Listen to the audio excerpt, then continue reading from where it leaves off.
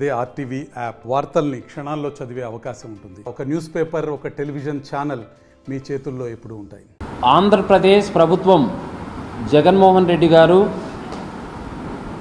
మరియు అధికారులు మా పంచాయతీరాజ్ వ్యవస్థ పైన ఏదైతే వివక్ష చూపి మాకు రావాల్సిన నిధులు విధులు మాకు ఇవ్వకుండా నిర్లక్ష్యం చేయడమే కాకుండా కేంద్రం నుంచి ఏదైతే నిధులు వస్తున్నాయో ఆ నిధులను కూడా వాళ్ళ సొంత నిధులకు డైవర్ట్ చేసుకోవడం జరిపోయింది గతమంతా.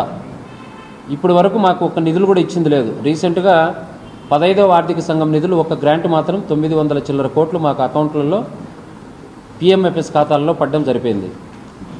వాటికి కూడా అనేక ఇన్స్ట్రక్షన్స్ పెట్టినారు.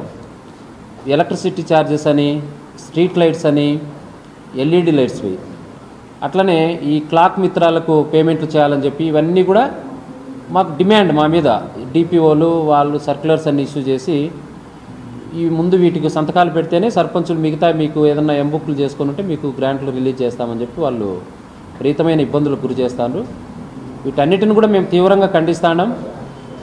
వీటన్నిటిని ఉద్దేశించే ఈ నెల 6వ తేదీన చెలో అసెంబ్లీ ముట్టడి అనే కార్యక్రమాన్ని రాష్ట్ర పంచాయతీరాజ్ ఛాంబర్ అధ్యక్షులు వైబీవి రాజేంద్ర ప్రసాద్ గారు మరియు రాష్ట్ర సర్పంచుల సంఘం అధ్యక్షురాలు శ్రీమతి లక్ష్మీ ముత్యాలరావు గారి ఆధ్వర్యంలో పార్టీలకు అతీతంగా, మాకు పార్టీలు లేవు, ఒకే పార్టీ మాది సర్పంచుల సంఘం, రాష్ట్ర సర్పంచుల సంఘం, అందరూ కూడా 12,918 గ్రామ పంచాయతీలకు సంబంధించిన సర్పంచ్ సోదరులందరూ కూడా 6వ తేదీ ఉదయం 9 గంటలకు విజయవాడ పట్టణంలోని కనకదుర్గమ్మ వారధి నందు అందరూ చేరి చెలో అసెంబ్లీ ముట్టడి కార్యక్రమాన్ని విజయవంతం చేయాలని చెప్పి ఈ ఉమ్మడి కడప జిల్లా సర్పంచుల సంఘం తరపున ఉమ్మడి కడప జిల్లాలోని సర్పంచులు అందరూ కూడా హాజరై మన ఉద్యమాన్ని జయప్రదం చేయాలని చెప్పి